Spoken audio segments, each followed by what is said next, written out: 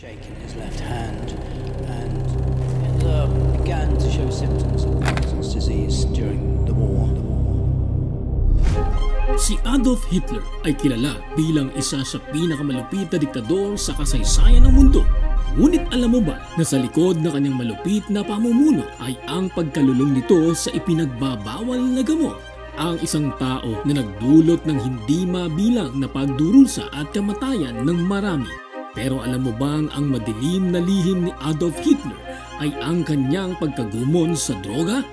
Tuklasin ang tunay na epekto ng mga kemikal na nagpalala ng kanyang kalupitan at nagdulot ng pagkasira ng buong mundo. It's time, Solid Archers!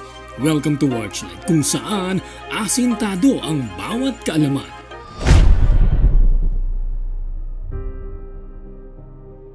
Si Adolf Hitler, kilalang leader ng Nazi Germany, ay sinasabing regular na gumagamit ng iba't ibang droga kabilang ang mga amphetamine, opioids at methamphetamine at cocaine na inirereseta ng kanyang personal na doktor na si Dr. Theodor Morell. Sa simula, ang mga gamot ay ginagamit para sa mga minor na sakit, ngunit kalaunan ay naging bahagi na ito ng kanyang pang-araw-araw na buhay. Ang matinding paggamit ng droga ay nakaapekto sa kanyang kalusugan at pag-iisip na posibleng nag-ambag sa kanyang mga mapanganib at irasyonal na desisyon sa huling bahagi ng ikalawang digmaang pandaigdig.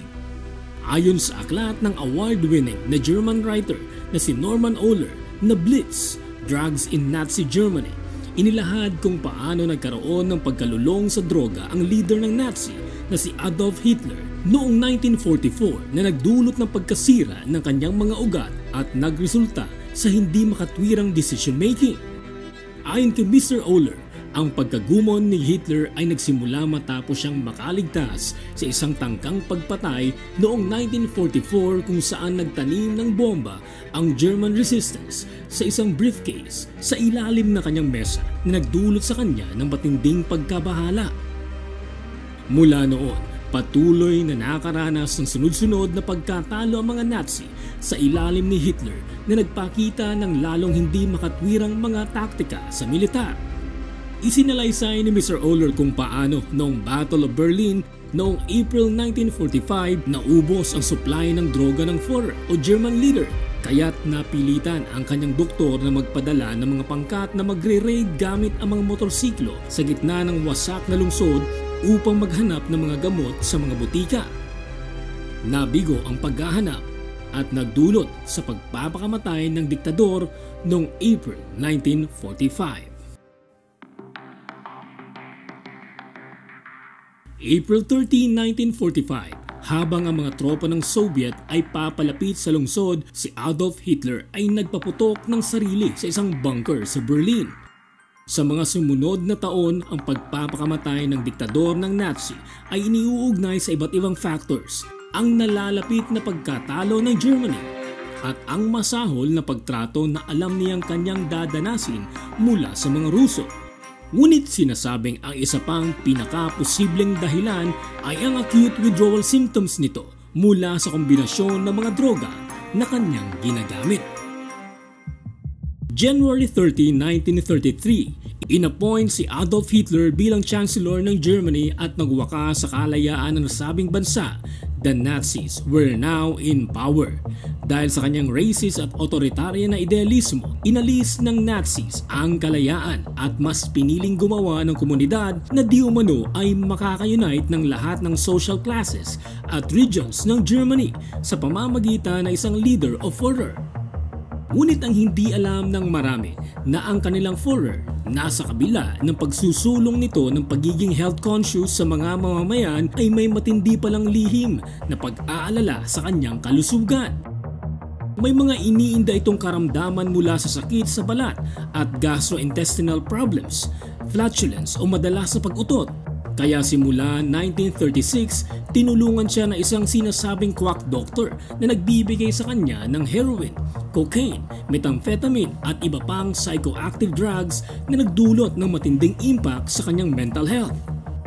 Sinasabing umaabot sa 20 beses o 20 times ang pag-inject ng doktor na ito kay Hitler ng drugs, tonics at vitamins at iba pang mga substance para sa kanyang karamdaman. Ang Nazi doctor na ito ay si Theodor Morell. Naging personal doctor ni Hitler si Dr. Theodor Morell mula noong 1936 hanggang sa katapusan ng digmaan noong 1945. Siya ay isang German na doktor na naging kilala dahil sa kanyang papel sa paggamot kay Hitler. May background siya sa medisina at nagkaroon ng ilang pagsasanay sa iba't ibang larangan. Gayunpaman ang kanyang mga pamamaraan at mga gamot ay kadalasang nakakalito at hindi pangkaraniwan sa kanyang panahon. Ayon kay Oller sa kanyang aklat na Blitz, si Morell isang shady minor figure sa mga naunang biography at kasaysayan ng rehimen ni Hitler ay iniulat na nakilala ang Führer matapos gamutin si Heinrich Hoffmann, ang opisyal na photographer ng Third Reich o Nazi Germany. Matapos magreseta si Morell ng isang gamot na nakabase sa bakterya na nakatulong sa mga problema sa bituka ni Hitler, sila ay nagkaroon ng isang masigasig at magkasalungat na relasyon na tumagal ng higit na 9 na taon. Sa panahong ito, ipinakita ng mga tala ni Morell na halos araw-araw na ini-inject ng doktor si Hitler ng iba't ibang mga gamot kabilang ang mga amphetamine, barbiturates at opiates. Dahil sa kanyang ugnayan kay Hitler, nakamit ni Morell ang isang listahan ng mga mataas na kliyente sa Nazi Germany. Ang kanyang letterhead ay nagpapahayag sa kanya bilang personal na doktor ng Führer. Nakuha rin niya ang isang malaking kumpanya sa Czech na dating pag-aari ng mga Hudyo upang mag-mass produce ng mga bitamina at hormone remedies gamit ang iba't ibang hindi kanais-nais na bahagi ng hayop kabilang ang mga testicles ng toro.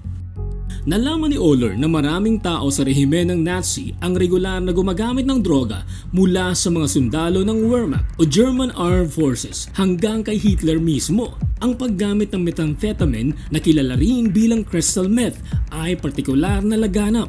Ang anyong pill ng gamot na tinatawag na Ferbitin ay ipinamigay ng milyon-milyon sa mga tropa ng Wehrmacht bago ang matagumpay na pagsakop sa France noong 1940.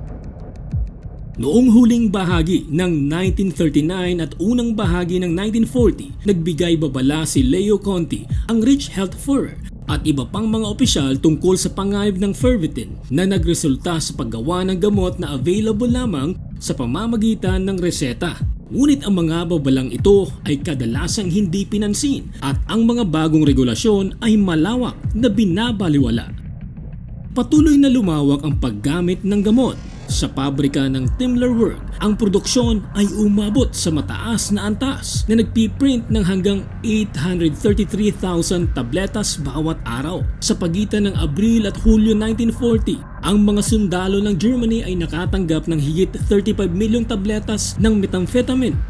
Ang gamot ay ipinamahagi pa sa mga piloto at crew ng tangke sa anyo ng mga tsokolate na kilala bilang tsokolate ng piloto at tsokolate ng tanker.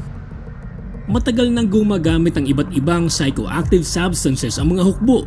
Ngunit ito ang kauna-unahang malakihang paggamit ng synthetic na gamot para sa pagpapabuti ng pagganap. Sabi ni historian Shelby Stanton, ipinamahagi nila ito sa mga line troops. 90% na kanilang hukbo ang kailangang maglakad ng maghapon at magdamag. Mas mahalaga para sa kanila ang patuloy na maglaban sa panahon ng Blitzkrieg kaysa sa magkaroon ng magandang gabi ng tulog.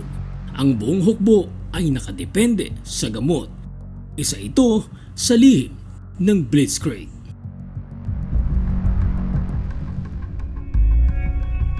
Isang mahalagang bahagi ng propaganda ng Nazi ang pagiging modelo ng katawan ni Hitler sa katawan ng mga mamamayang Aleman at ipakita na ang katawan na iyon ay malusog at dalisay. Dapat si Hitler umano ay isang taong walang kapagurang nagtrabaho para sa mga mamamayang Aleman na inilaan ang kanyang buhay sa kanilang serbisyo. Siya ay isang tao na kinakailangang umayon sa mga weird artificial standards na ito. Ito ay ganap na hindi natural.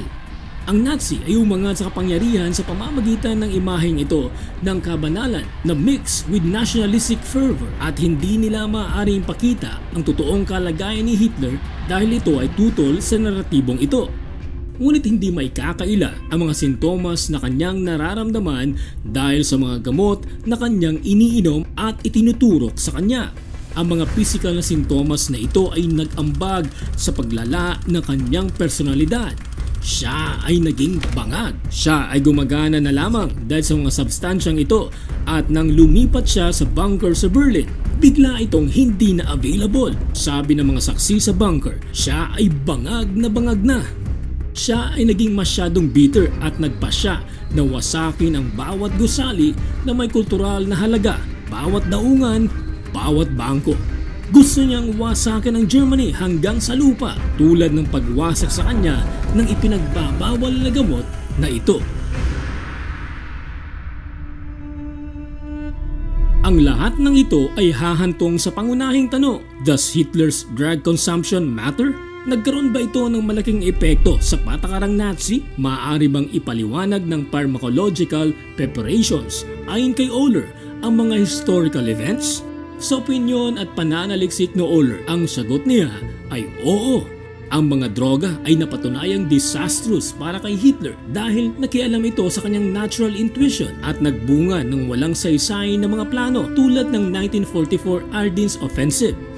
Ngunit hindi kailangan ni Hitler ng mga droga upang maging isang self-delusional megalomaniac. Isa na siyang masahol na tao mula pa noong mga unang taon ng kanyang buhay pampulitika at ang kanyang pinaka-mapaminsalang mga patakaran mula sa pag-atake sa Soviet Union hanggang sa Holocaust ay nangyari bago pa man ang mga hard drugs.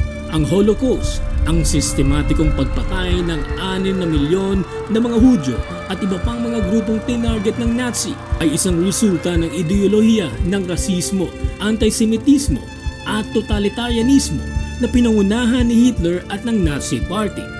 Gayunpaman, ang paggamit ng droga, kabilang ang cocaine, ay nagkaroon ng mga epekto sa mental at pisikal na kalagayan ni Hitler, lalo na sa huling bahagi ng kanyang buhay. Ang mga epekto ng mga droga na ito ay maaaring nagpalala ng kanyang mga desisyon at pagkilos. Ngunit ang ideolohiya at plano ng Holocaust ay unang ipinatupad batay sa malupit na pananaw sa rasismo at kapangyarihan, hindi sa epekto ng mga droga. Ang Holocaust ay isang komprehensibong plano na isinagawa ng rehimeng Nazi na pinangunahan ni Hitler kasama ang iba pang mga leader ng Nazi at hindi maaaring ihiwalay sa konteksto ng kanilang ideolohikal na paniniwala at pampulitikang layunin.